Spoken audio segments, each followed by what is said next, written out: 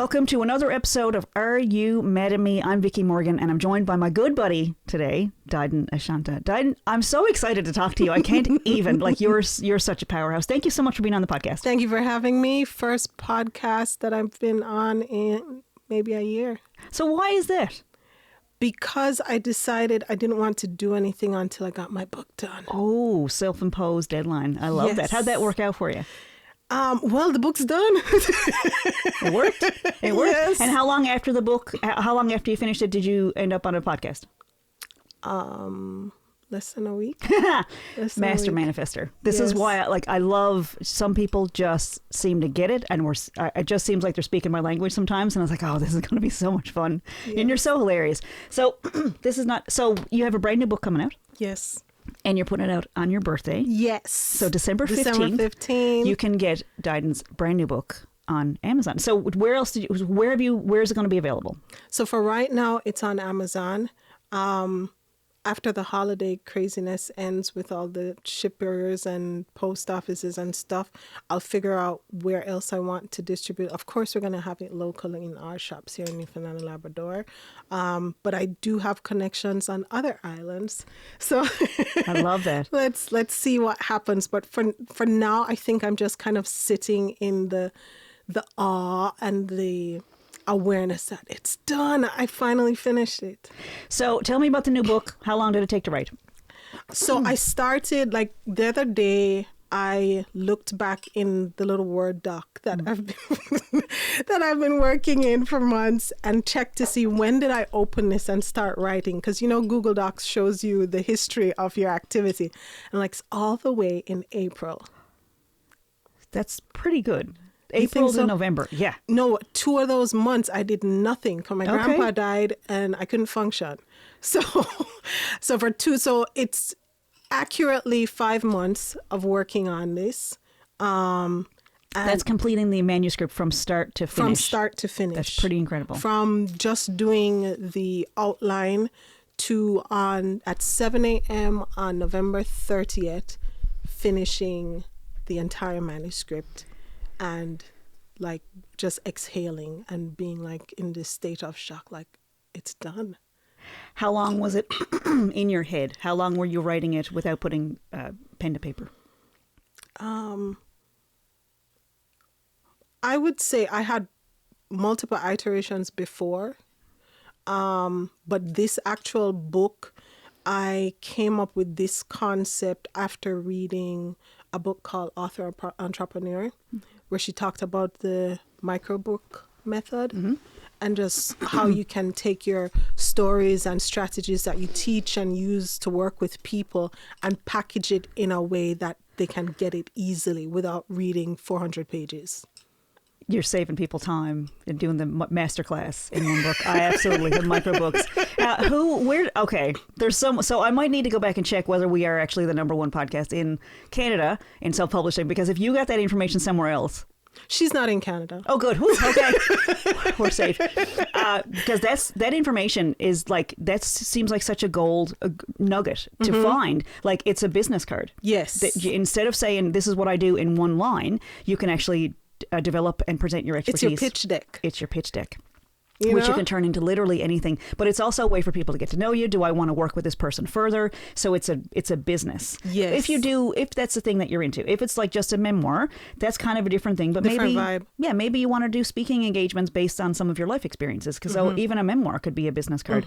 So tell me, the brand new book is called Becoming the Resilient Foreigner. The Resilient Foreigner. Is this something that people have called you? People have called me resilient lots of things.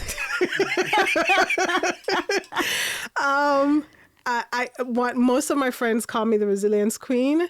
But the reason is because my consultancy is called Resilient Foreigner. I've been a globetrotter for more than 20 years. And I like to tell people I love islands because the only places I've lived long term are Jamaica, Japan, and Newfoundland. Okay. So yeah, I feel comfortable and safe when I see mountains and ocean. And I just found out that Japan is an island. Yeah, well, many islands, but yeah, an island nation. But I I decided to use that name because having to start over in a new country is one of the most stressful things that any human being can go through.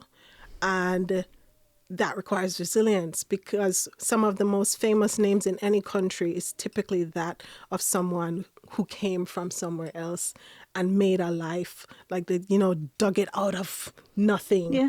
So I decided to use the term resilient foreigner. There is definitely something to going to a brand new place and experiencing it for the first time. Mm-hmm. Like when we first moved to Newfoundland, Josh, of course, is from North Carolina. And it's really funny to me when I brought my family back here that he was experiencing everything for the first time. So when we took him to a shed party for Perry Chave's book launch, he was He's like looking around like, what? What is this? Why do you people talk like this? Why doesn't this happen? Or why? Like, this is a weird way to be doing. Not weird, but very, very new to him. Yes. And so watching it through his eyes was like, yeah, I guess there are some things that that really do work well here, and there's a lot of really positive things. And we just filled out a grant application with that exact approach. Is that from his perspective, it's the locals are so used to how things have always been done, and they know all the local stories, but someone coming in experiencing it, like you go to PEI and Anna Green Gables is like, who cares about Anna Green Gables? They certainly don't, but a new person is like, oh, is this where she lived? Yes. Well, she's fake, but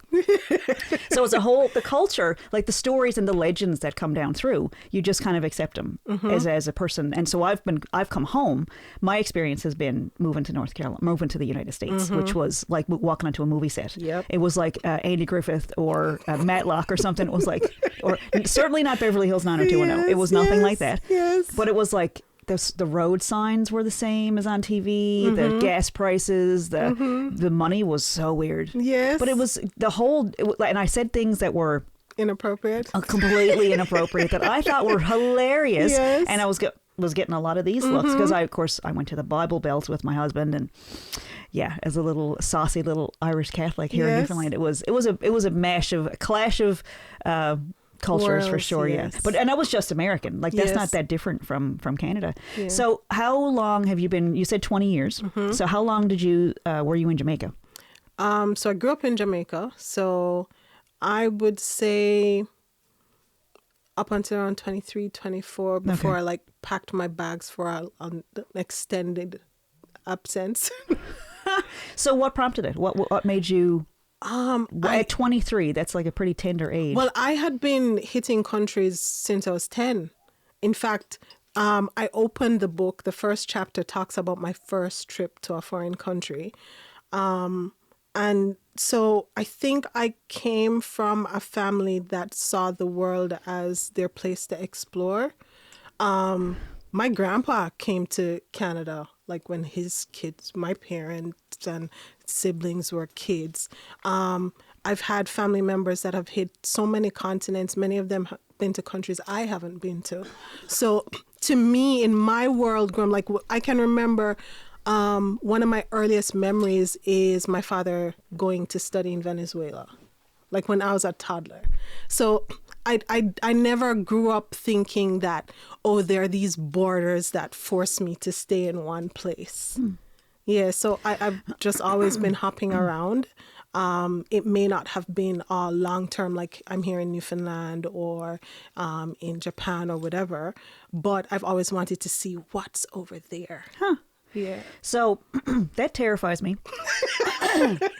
Excuse me. I want to travel, but my fear, I'm going to reveal so much right now. I have young children. They're 14 and 11. And my intention, my plan is to take them across Canada to home, because we homeschool. And I want to teach them about Canada to take them to the places. And I want to take them across the United States after that. And my fear is that if I show them that the world is completely open, that how am I going to keep, if I had one, I could just follow them. But if there's two, how do I get them to go to the same places so that I can bring my RV and follow them everywhere they go? Which I'm sure they're up there in their rooms right now going, oh my, they just got to shudder like, oh, she's planning on following us. Yes. But that's my fear. I say it I'm joking. I don't actually want them to be afraid of borders or anything. But I want them to know that you can just hop on a plane and be somewhere else in a few hours, or it's just it's a playground. There's so much out there to see and explore, and all these wonderful people. Like, you get so, especially living on an island, you kind of get into this island mentality of, I guess this is it. You don't realize that the internet connects us globally, so there's really no barrier. The water is not a barrier, but like you can reach anybody. I want my kids to know that, but then the idea of my kids wandering around and living on all these countries is like, oh my God. Do you know what I told my mother because she hates the fact that, or I shouldn't say she hates the fact, she is not a fan of me not being like 2 doors away or something. But I said, your child is not in the same country with you because she's enjoying life somewhere else. Other people's kids are not with them because they're buried. Which one do you want? Wow. Wow. That is breaking out the... I thought you were going in the direction of because they don't get along, they're not on speaking terms, but you went right for the grave. That's good stuff. Yeah. Take that, Mom. Well, it's a fact. It is a fact. We lost our middle baby, and that has put every single thing in perspective ever since. Like, we were at Walmart once in Maine, and these ladies, like, our kid was making lots of noise. He was yelling and laughing and stuff. And this lady yelled over, "Can you shut your kid up?" And I was like, oh, I was Mama Bear. Like, yes. And then I came around the corner and I saw there was no way I could take her. There's no way. So I was just like, screw you. So that wasn't that tough, but it was like, you know what? My kid's alive. It's okay that he's making noise. And it has put literally everything in perspective ever since. Like, oh, your kids are a little rowdy, or your kids are loud. Like, yeah, but they're alive. So I respect that. Do you know why I think I could take it to that level? I remember when I just had my daughter, and she was, 3 months old, and she had a habit of waking up at 2 a.m., not to cry or to be fed or to be changed, just to look at me and smile and play and giggle and make noises. And I'm like, I want to sleep. No, don't. I want to sleep. So I'm talking to my dad about it, and I'm like, why does she want to play at that time of the morning? He's like, there are other parents who are up with their kids, but they're at the children's hospital. Oh my God. That's island mentality. Look, if something happens to us on this island, how long till we get to a hospital? Like, just, you could be dead. Like, that's a Newfoundland approach. So I love that your dad was like that in Jamaica. Like, I'm connecting you now. They're at the children's hospital. Your kid is healthy and happy. Enjoy it and stop complaining. And that's it. Stop complaining. You could always have it worse. So no wonder you fit in so well here in Newfoundland, because you've got that devastating approach to it. Could always be worse, which is really hard to find, like, a therapist in Newfoundland that cares that, oh, you've been through something, suck it up, princess. So I didn't get real therapy until I went away, when people were like landlocked in the United States. We're like, oh, that must have been hard. How is it living on an island? But on an island, you're not getting any pity. There's none. There's no compassion. It's like, just suck it up. You just look, there's a guy down the road, whatever. He's got 6 kids that died. There's 15 died at whatever. Yes, yeah. Oh my God. There's always somebody got it worse. Yeah, yeah. Oh my gosh. I might need a minute to recover from that image. I could put a positive spin and say, it's a gratitude mindset. It's looking at what you have and not what you are lacking. Yeah. So I'm 10,000 miles away in Japan. My mother's in Jamaica. But what she has is a child that she can hop on a plane and go see. Instead of focusing on, oh, she's not here with me, I can't make her dinner, or I can't go. Focus on what you have. She's alive, and I can go on a plane, which she did, and go spend a month with her. And she has somewhere to stay. Yes. In a foreign country. Yes. And she's healthy. She's happy. She's not like being trafficked or something. This is what it is to have that global perspective of there are worse things going on. There's a line in an Alan Doyle song, and he says, "The other side of the world's only halfway home." Yes. And I kind of like that. Yes. And he has it figured out. He goes for 3 and 4 weeks at a time, and then he comes back to his home base in Newfoundland, which I really love, that approach. But I want to see the world, and that's kind of we've seen lots of the world, and the kids don't remember any of it. Yeah. We were very adventurous when we first started out, our first few years married, because we didn't have any kids and we could go wherever. And then for the first few years, we would just put them in a backpack and take them wherever. They don't remember any of it. All the theme parks, all the national historic places. they don't remember any of Yeah, that. that's why we have photo albums. So we have to go back. Well, we have to go back. They want to see all of it. And I was like, I promise you were at Cheers. You went to Boston. You went to the where's the Pilgrim Place, Massachusetts, or the Plymouth Rock. We've done all of it. And North Carolina, we went to the zoo. We saw real elephants and we saw giraffes and all that stuff. And they're like, but you did it for you. Well, 100%. So now I get to do it a second time, which is, but there is like kind of that, if you start traveling with them, they're going to keep traveling. They're going to get used to the 10-hour drive to the ferry to get off the island. It's going to be fun. And I think it's kind of a difficult thing coming from a place of gratitude. It's like there seems to be all this pressure that if you appreciate things, it kind of gives them energy. But it's kind of a hard thing to do when you're in, like, just be grateful for what you have. It's a switch. Gratitude and appreciation seem to be kind of on a similar frequency, but it's a little bit different. Gratitude is like, it could be worse. Appreciation is, I don't even know what that word means, honestly. How do you... It's more about accepting the positive. Yeah. Whereas the other way is like celebrating that this is something I get to enjoy. How do you get to that part? Do you know about practice? Lots of practice. Appreciating. Yes. I love streaks. Like you do the same thing for every single day. Yes. My Duolingo streak has gone beyond 1900 days.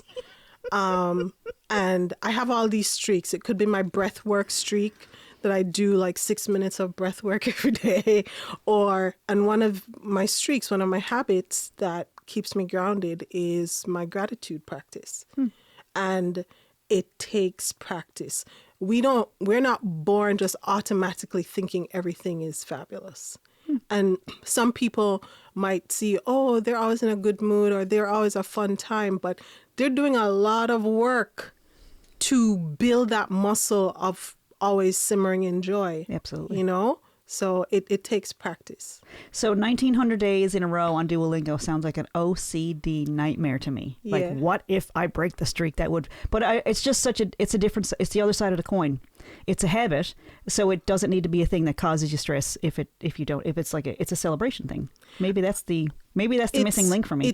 I think it's not so much about, like, when I used to be an educator teaching people English as a foreign language, people would come in and spend an hour studying with me. But I'm not spending an hour a day on Duolingo. It might be 2 minutes today. Right. It might be 15 or 30 minutes another day. The point is, I spend some time when I'm not thinking anything else, but I'm thinking in Japanese. Do you know what I mean? Yeah. So the streak is not about being perfect and OCD about it. It's about, I'm making this a priority for me each day. I'm pausing each day to ignore everything else and give value to this thing. Wow. Just got a chill again. That's like someone came across a book the other day. It was called Micro Habits. James Clear. And it's atomic, like that smallest little tiny thing can have massive change. I think like there's a difference. If you leave St. John's Harbour, the difference of 1 degree off course or change your course is the difference between like England and Ireland or something like that. Which I don't know how different those two countries really are. Like they're kind of similar, but they're pretty far apart. And so little tiny changes right now. I really love that. And I read a statistic about that. Like if you practice something that you love, within a year, if you practice something every day, within a year you'll be better at it than like you'll be within like the top 15%. Of course, because nobody else is practicing every day. What a wild! It feels like everybody's doing all. It feels like everybody's thriving on doing all the things because you think everyone's like you. My God. Okay. So let's talk about, I want to make sure we get to all these things. You have some exciting stuff coming up in the new year based on your first book. You are going to be doing sessions where you actually are building community. Do you want to talk about that? Yeah. Okay, so let's talk about, because the first book came out in 2014. And it's called Jamaican Green Smoothies. Yep. I love that. I love Jamaican.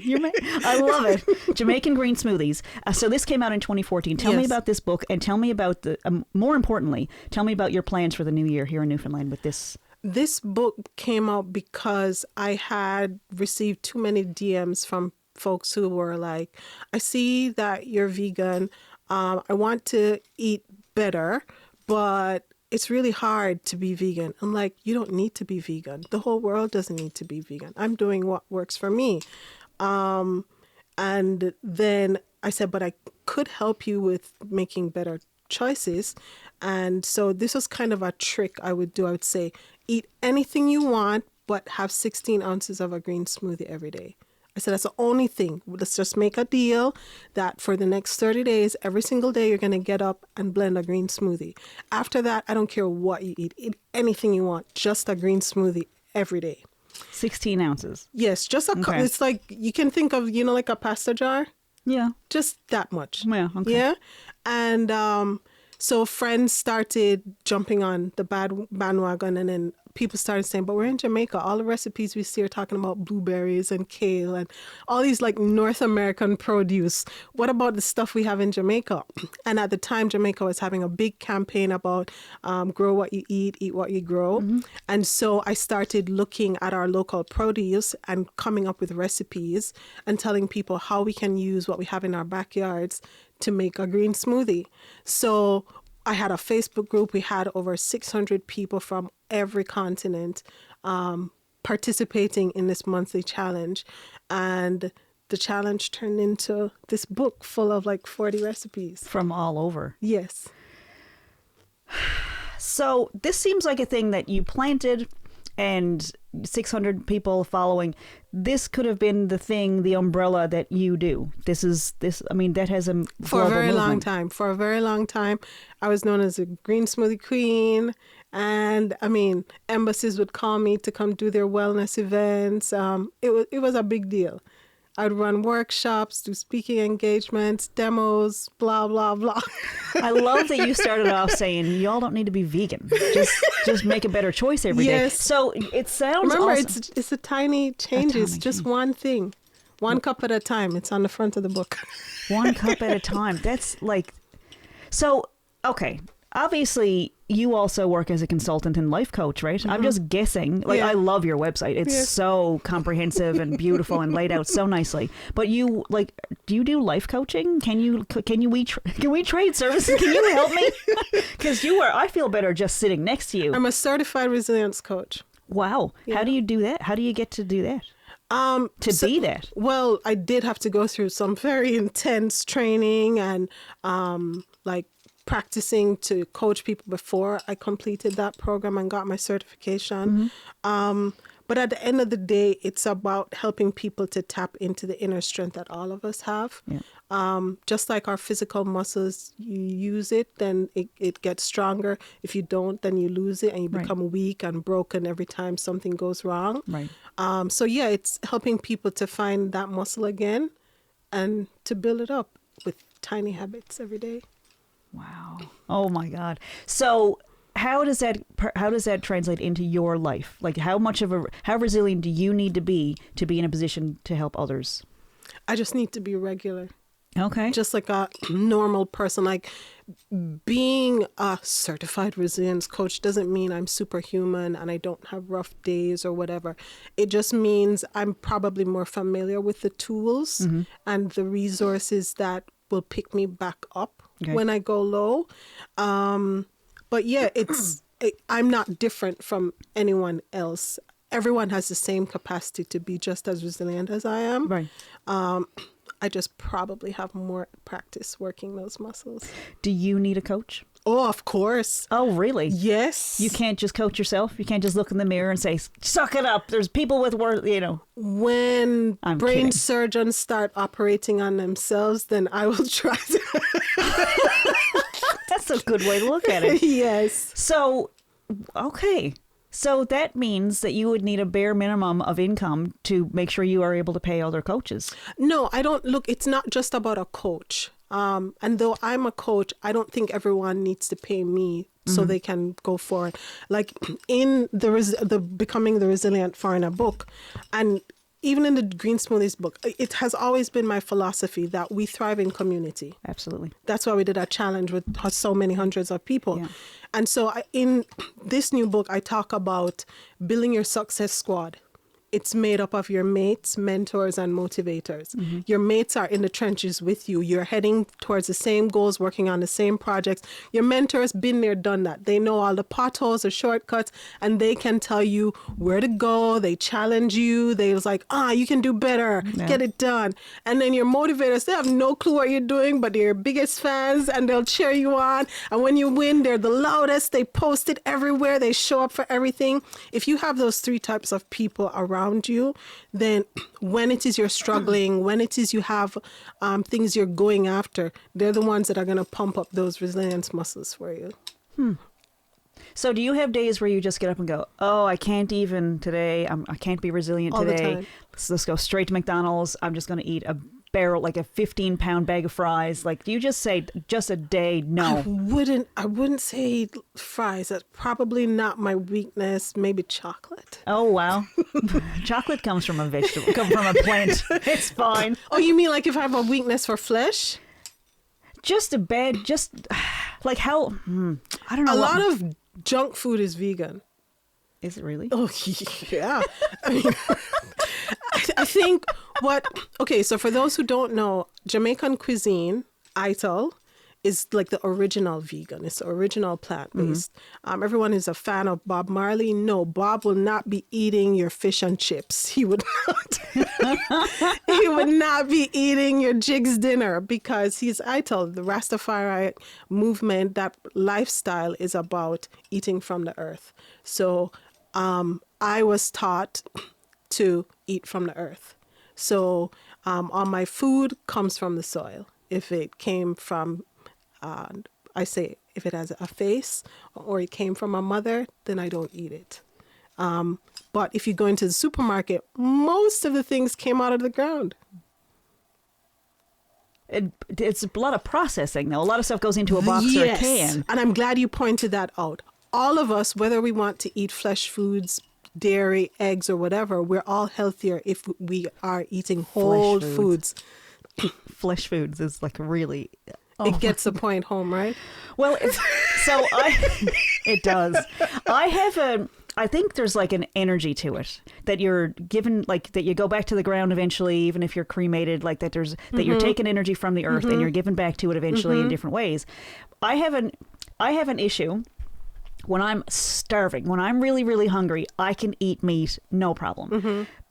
By the end of the meal, I'm really struggling with how long ago was this thing killed? Oh, you start thinking? I start thinking about the animal. And I like, if I see like a vein in chicken, it's ugh. Or if I come across a bone in fish, it's so vile. But if I'm hungry, I can shovel it down. But as my brain starts to realize, okay, you've eaten, you're not hungry anymore, that's when I start thinking about the food. And I can't. Oh, this was never about thinking about the food or the animals. I could probably find more humans to be sorry for before I start feeling sorry for animals. Oh, okay. Yes. That's really cool. But I also worry about, like, even when I eat, it might just be a mental health thing, but even when I'm eating vegetables, I'll start thinking about there's fertilizer that grew this. Like there was insects that were crawling on this tomato earlier today. No, and so guilt does not belong on your plate. I wonder, is that what it is? Yeah, guilt doesn't belong. Because it's energy. Like I want to take in positive energy, and once it gets to that point where like this isn't fun anymore. So imagine all your cells in your body rejecting those nutrients because of the things I'm saying to you're them. Processing all of this. No, just eat the food, Vickie. Just enjoy eat the food.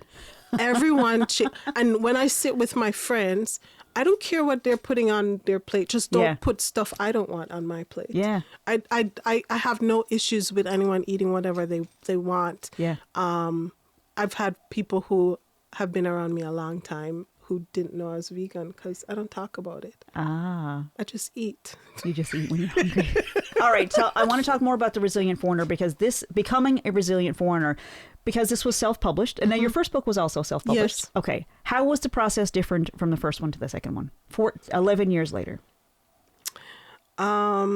It's like if you had a child 11 years after the first one, you don't remember anything from what happened before. So much has changed, like so much on KDP. The name, back when I did this was Create Space. Okay, yes, yep. So many things have changed. There are lots of new tools that you can use, like the Kindle Create software that you can use to convert the thing. So it was intimidating, I have to admit. Oh. It was very intimidating. Part of it is because when you've done something, you now have experience. And when you do it another time, you should be learning from your experience. So it should improve, right? So I put a lot of pressure on myself. Like, okay, you got this one done. That was 11 years ago. This one needs to be like so much better because you learn a lot during that time. Yeah. So I think it could have been done in a month if I didn't have all of that Oh, yeah. The to baggage. work through. Yes. Yeah. So that I think was the biggest difference, my expectations for myself and how that made me like sometimes do too much. Like when it came down to it, I pulled out a lot of things from the book and trimmed it down a lot because I'm like, why are you doing all this? Like, you don't need to be doing, like, let's keep it simple. It's supposed to be micro. Come on. So, yeah. So microbook, what's your definition of a microbook? So the experts say it's anywhere 80 to 200 pages. Yeesh. Yeah. I think 80 pages is decent for a book. You can go through that in an hour and a half or something. So I think that's decent based on the TikTok brain attention span that most people have nowadays. And if it's not an attention span issue, it's like, I really don't have time because I have 5 jobs, you know? And most of the people who I'm targeting, these ambitious people who have packed up and moved to a new place to start over, most of those people are strapped for time. They're juggling a lot. Yeah. And I didn't want to give them some thesis to read. I wanted to give them something that if they only have 30 minutes on their lunch break while they're shoveling the food in their mouth, they can get through a chapter. Or if they have a 1-hour train ride, then they can go through it. Yeah. And so that's why I wanted it to be micro. So I see this book as, now I have a different approach to microbooks. My understanding was between 50 and 75 pages. So these are even shorter because you could actually, and so I broke this one down. This is everything I know. This is everything I knew up to July of 2025. And then I learned a whole bunch of stuff in August. So this is how to be a famous, sexy writer. And in that, there's everything I know about that I knew about paperbacks, ebooks, and marketing. And I broke them into what I thought was microbooks. So these are less than 60 pages each. I think you are correct. So this is probably better described as a mini book. This is a longer hug. This is the micro. Yeah. So these are actually, like, this is one thing you'll learn how to do, and you'll be able to have your book published in about 30 days for both of them, paperbacks, ebooks, and the marketing one. These, I would want this to be longer because this is 102 pages. I would want this to be longer because this is like a big hug, and I would want the hug to last longer because this is like a warm prayer shawl that you'd wrap around you. This is so cozy and like just... It's laid out beautifully. And I've taught adults and I've taught children. And the difference in them is that when I would ask children to do things, they wouldn't even think, they would just do it. The adults, it was music classes. And the adults were like, but my fingers hurt and I haven't taken my guitar out in a long time and I didn't practice last week. And I'd hear all this baggage every week. But the kids are like, yeah, I practiced. And they were like, what are we doing next? And they went so much faster. So those, as an adult educator, those barriers are so huge for people trying to get these things. And I feel like a couple of people... few people online have said these are all things, why would you publish that book? It's all stuff you can find on Google. Like, yes, but I'm there to hold your hand. Sifting through all of it. Yeah, you can do it all yourself. Yeah, and I can save you all that time and I'll hold your hand through the process. So it's kind of like I can't be there to coach. I can't be there when you get caught up on your tax interview or your ISBN problems or your whatever. Like it's a gentler way, and that is how I would coach, and that's how I work as a consultant. It's a way for people to get to know myself and Josh. Josh does our graphic design work. He's very gentle, and when I hear him doing consultations, like people sometimes he'll do a funeral video, like a tribute or memorial, and the way he deals with people is. Like, how do you put that on a business card? He won't make you feel stupid. He's a teacher at heart. He's also he's actually an educated teacher, but his approach to it is very gentle with people, and it's not judgmental, and it's not, it's kind and it's respectful and it's empowering and inspiring. And most people, I think, walk away from Josh going, I could probably do this myself next time, which is really bad for business. But he's very gentle. And so putting these things into books to let people get to know you and figure out, do I want to work with this person? So I would imagine that this is going, like, are you ready for the onslaught of people that are going to want to hire you after, like, because this is a beautiful representation? So I've learned from the first go round with book one. And so I know that I work better with people in groups. Oh, okay. Yes, than one-on-one. Not because I'm not awesome one-on-one, but but I don't think it's the best use of my time. And I think it deprives the person of other people's wisdom. The meta learning that happens. Yes, it's so important that we have other people going through the process with Absolutely. you. Because they may have experiences that you share with them that I don't share with you. Right. You know, so I think they get more out of it when it's done in community. So I have my community, the Resilient Foreigner Society, which people can join, and we go through kind of like a challenge. Kind of, we work together. We have certain targets, and you can go through to build your own success squad. So what would the targets be? Like, if you're in a new place, like, go find a library, go find a certain restaurant, or like, what are the challenges that you do in that group?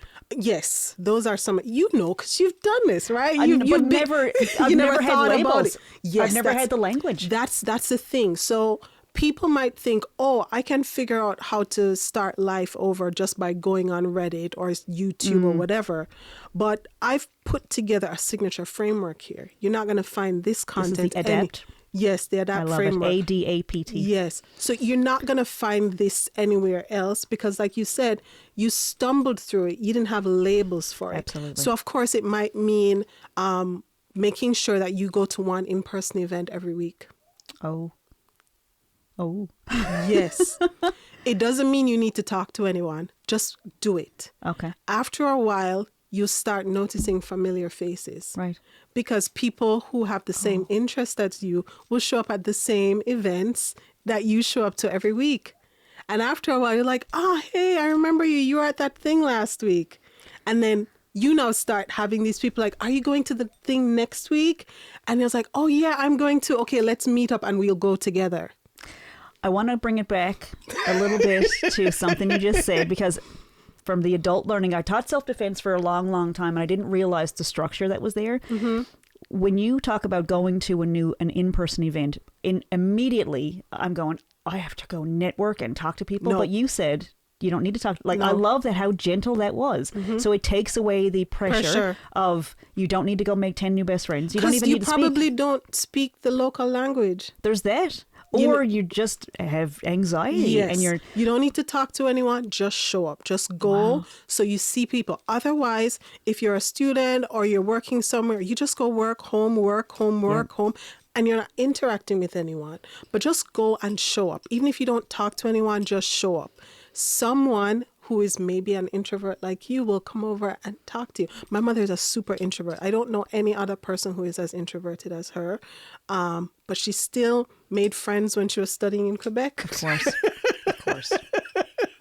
So, it's that sort of thing that even introverts make friends. Absolutely.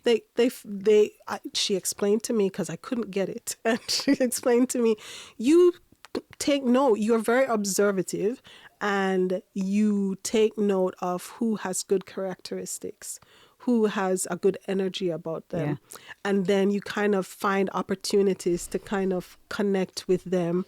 And then that's how you kind of find your people. That's how she explained to me, this is how introverts navigate friendship. Okay, I have a story. When I was in high school, I grew up in Newfoundland, and so you go from milk to tea. You're just high on caffeine constantly, 5-6 cups a day. I realized at my high school reunion that in high school, I was so hopped up on caffeine. I would go into a situation where I would not sit back and observe. I think that's more of my natural instinct, is to sit back and be a little quieter and watch things. But when I was hopped up on caffeine, I would go into a room and I was friends with everybody by the time I left. And then I'd have to go back and sort through, this energy doesn't work. This person didn't really work out. And I cast a wide net. And then I had to be tossing out the bad fish constantly, but it was so exhausting because it's grief and it's loss, and I lost this friend and this didn't work out, and you're expending so much energy on the wrong people. But now that I cut out caffeine when I was pregnant with Henry 15 years ago, but when I go into a room now, I'm like, oh, my personality is so different. I'm so quiet now. And at the reunion, people were like, you used to be so hopping off the wall. Like, I couldn't even do that now if I tried. But it's a little like I feel like my relationships and friendships now are more meaningful because I'm able to actually connect with people who I have more in common with, and I'm observing, like, are they aligned people? Is there any light in these people? Are they depressed out of their minds and they hate life? It's not going to match for long term. So, but I think going into a room and observing is such a sweet, like, that's such a gentle entrance into a community. And I think there's something about being isolated on an island that it teaches you those things. Like, because, you know, you don't want to live your entire life isolated in a lighthouse, right? Tell me again about the group. What's the name of the group? Resilient Foreigner Society. Resilient Foreigner Society. Tell me about what happens in that group. So this is a new community. I've done this before, worked with people in groups, but tied to the launch of this book, I'm relaunching it with a different focus. And so it's on the school platform. And so people will be able to come in, spend 5 days each month working through their kind of like their game plan for how am I going to spend the next 3 weeks building connections with people in my new environment. And so new environments, does it have to be a different country, or can it be someone going to school in it, like in the big city? Like, what defines a foreigner? So the ideal candidate for my community is typically dealing with international relocation. However, I've had a lot of people who, like the average Newfoundland and Labradorian, you move to BC and you're shocked. You move to Toronto and you want to go back home. So sometimes it's not so much the national status, but the drastic change in culture. Okay. I've had women in male-dominated fields who came, and I was having to work with that organization to prepare these women to go into marine industry. So a new environment is a new environment, but majority of the people I work with are professionals who have changed countries. What's the ideal time frame for somebody? So if they are, you know, ideally you'd want to find people before they even make the move. But how, like, if they've already been in a new environment for a month or two or a year and they're still struggling, like, what is the ideal time frame, and is it ever too late to join? When you're dead. There you go. It's never too late. Okay. There's a Jamaican saying that would translate to, if it's not dead, you shouldn't throw it away. Okay. Yeah. So in Jamaican patois, it's one dead no dash away. So it means if it's not dead, then don't discard it. So in the same way, if you are still alive, it means there's an opportunity for you to start anew, to try a different approach. And so even if you've been in a country 10 years, if you're still struggling, you don't have people who are rooting for you. You don't have people who are creating opportunities for you, who are willing to be in your corner when you need them, then go for it. Try. It's not too late. I want to flip the coin. If there's a saying that says, if it's not dead, don't throw it away, then the opposite must be true. When it is dead. Tell me about that. Oh. Tell me about how Jamaicans approach throwing things away that are dead. So, so when we talk about the Resilient Foreign Adapt framework, a big component of it is knowing when to take a review of what's been going on, revising the plan to make sure you realign with what your top priorities are, and release the things that are not serving you anymore. Sometimes the things you release might be possessions, like this car is bleeding me money because I keep having to spend to repair it. Sometimes it might be projects you're working on. Like, I started this podcast season 3, but it's distracting me from writing my book. So I'm going to stop doing episodes. So you said this project is either it's going to go on pause or I'm just not going to do it anymore. Sometimes it's partnerships. You're hanging with some people who are the wrong crowd. They're not helping you achieve your dreams.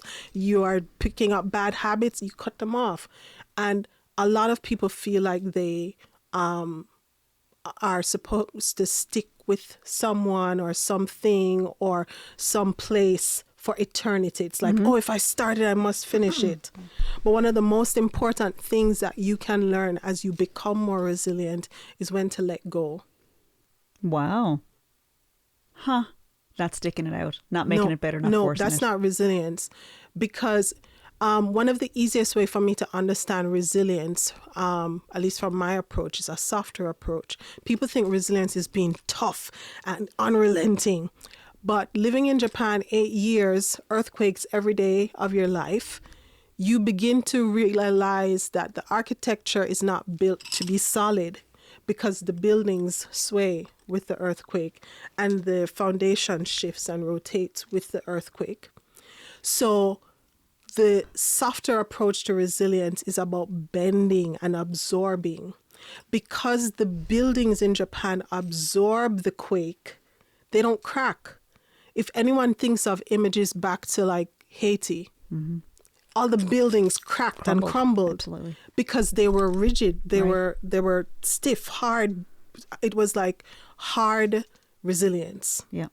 But the Japanese buildings, when you have an earthquake every single day, you can't be crumbling because you'd be crumbling every day. Just constantly building. Yeah. Exactly. So they had to find a way for the buildings to absorb and move and bend with the quakes. So it's the same for us. We have to learn to absorb and bend and move, and that also means releasing. It means letting go and deciding, maybe this is not serving me. There's a word I can't pronounce, but it's I just saw it in Ted Lasso, and it's when they put things back together. I think it's Japanese, where they have this gold infused. I've seen that meme. That yes. puts put the pieces back together, because some things deserve the care. Maybe it's us. Maybe it's us putting the pieces back together with even more. But maybe it's like, I love that.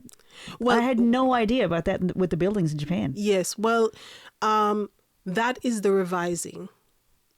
So when you put what you're putting back together, yes, absolutely, it means that you realize I've gone off course because I'm here. I want to get such and such certification, but my friends are doing this other thing, so I'm going with the crowd. And then you've broken your agreement with yourself. But when you do that review and you reflect on like, okay, how am I doing for the past few months? Am I getting my goals done? And you're like, no, I'm being distracted by these folks. Then you realize, oh, I've broken this agreement I made with myself. So for me to revise what's happening in my life, I'm going to take my energy from over here where it's being misused, and now I'm going to reinfuse it and patch back up this agreement I had with myself. So that's the situation where you're rebuilding and restoring something, which there's always space for that. But sometimes you realize, actually, I don't want to do that anymore. Right. This opportunity is so much more aligned with what gives me joy. So I'm going to quit that. You know what I mean? And it seems like the parts that fractured before, they're even stronger. There's no chance that you'll ever go back down those roads that you've ever... Isn't that... It's such a beautiful place to be over 30 that you just would never make the same mistakes ever again. And no, it's at like, 30 you're still making mistakes. Over 40 is when you kind of get like... I didn't want to put you in the same plus 40 club. Yeah, I mean even closer to 50, where it's like, I remember when Oprah turned 50 and she was like, no more. And I mean, I don't know what her life is now, but I remember her 50th birthday and I remember thinking, she's so old. But now that I'm approaching 50, it's like, I get it now. It's just so, you just learn so much. And some people don't. But I think, unfortunately, surrounding yourself with people who really do get it, who have their priorities, and sometimes it's a mismatch. Like their priorities might not be the same as yours, but knowing that they care, wrong, you know? But they're passionate about their things, and that means when you do see each other at a you appreciate their joy and they appreciate yours. We don't need to match each other with our goals, and I can be happy for you, and you can be. And I don't want to talk to anybody every day. Like, just do your thing. I'll do my thing. And then eventually we'll have some free time and all that stuff. You're something else, Didan. You were, oh my God. Okay. Becoming the resilient foreigner. So this is coming out on your birthday. Happy birthday. Thank you. It's available on the 15th of December. It's going to be on Amazon in ebook and paperback format, and then probably wide, I would imagine, in the new year. It'll be on all the platforms and in all the bookstores. Yes. And tell me again the name of the society. Resilient Foreigner Society. Resilient Foreigner Society. And what platform is that on? School. It's on the SKOOL.com. And so that's, and do you have Facebook and social media, Instagram, that sort of stuff? Yes, TikTok? so you can find Didan Ashanta on all platforms. Okay. Resilient Foreigner is there too. But I'm not so much of a social media junkie, so I'm not the one that's doing multi-platform stuff. Yeah, just look for me and you'll find out what I'm up to. So at my high school reunion, there was a person who is not on social media, and so we've been coolest of them all, right? Oh, but it's been the wildest experience for me because we're getting to know each other in real life instead of like, oh, I guess you haven't seen the last 15 years that I posted on social media. Yes, or you don't know what I posted earlier today on TikTok. And it's like, and I love it. I haven't posted on social media in weeks and weeks and weeks. And it feels so much better. My friends who are part of my real life, they know all the awesome things and the awful things too, that happen. But people don't realize that social media is just the highlight. And I don't post all my wins and all my awesome experiences. Like there's so much that maybe after I've left this planet, they're like, oh, she did that and she did that. No, I don't need to post all of it. Well, I think the desire to post, it's such an empty feeling. And we've talked about this so many times on the podcast in the past year, where I just feel empty and it's a cesspool and it feels so vapid after I post, and it's like, well, I didn't get what I wanted. Whereas now, Sandy Morris was at my house a couple of weeks ago, and I sent a picture. I texted a few people with the picture, and the reaction was real. Instead of hearts or clicks, people engaged and said, responses. What are you doing? Why is Sandy at your house? I was like, oh, well, this is going on. And it was a real, but it's harder. I think I have forgotten how to get to know people off of social media, because 150 likes means it feels so like, oh, there wasn't 200. It really has gotten to that point where it's like, did anyone actually really see what's on there? And then I was so hurt by people I'm close to that didn't know things that were happening, but that they have no idea because maybe, and I'm realizing that because you didn't text them. They didn't know. I didn't know you had a show. I didn't know you had a thing going on. Like, well, you mean you wouldn't be bothered? Because I already posted on social media and I felt like I was bothering people. Yes. You would want a text. And so having somebody come back into my life that's like, what do you mean you're not on social media? How do you find out about things? Building a community off social media is such a foreign concept. We've forgotten. I think everybody identifies this is where we build community, but it's the opposite. It's where we actually, I have a friend who wrote a song and he says with every post, he's basically like the posts are building fences. And he said with every post, we build a bigger fence between us and them. And I was like, oh my God, it's beautiful. And this is like a 60-year-old dude who has because he remembers what it used to be. Well, and that's it. And he said when his grandkids come over and his kids come over and everybody's playing Candy Crush, and it's such a beautiful song. But this guy's in his 60s. He's lived life. He's got such a beautiful light about him. And he is somebody who's very shy. I've seen him at some events with Music and Elle and things, and we've got a beautiful friendship now. But it started with observing. Like he seems pretty quiet. He looks a lot like he really reminds me of Pedro Pascal, which also helps. But brilliant musician, and like it's funny that when somebody is able to articulate how you feel or reflect back to you what you know what you wish you could say to yourself. Put into words. Yeah, exactly. So this is I'm so excited about this, and you know what my favorite thing on the cover? What? You didn't put an Oxford comma. I hate Oxford commas. It's embrace change, reinvent yourself, and thrive anywhere. No Oxford comma, which I absolutely, that's just the divide of the world. Well, it just I wouldn't put it in a subtitle, but you'll find them inside the text. But the title, this is where you're like, see, this is, people are going to be disappointed when they get in to find Oxford commas. This is how she put out to the world, and then you get in there and it's like, oh, I love Oxford commas.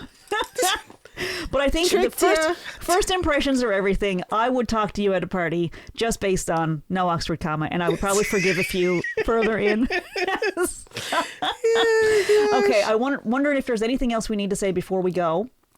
Thank you so much for being on Are You Mad at Me? This is fantastic. I'm kind of locked into that title, even though I've kind of evolved past it. But it's such a catchy little title. And there's this lady in the US that just wrote a brand new book. So she's doing all this marketing. So I might get some accidental spillage over my way. But it's like some days I'm not mad. I'm really happy and I'm grateful. And so it's like, oh, I'm kind of locked in. Unless you've just saw a vein in your chicken. Oh, that's what And then you're mad at yourself. My blood sugar would be super low if I was that hungry, so I'd already be kind of angry. But it's like I love this so much.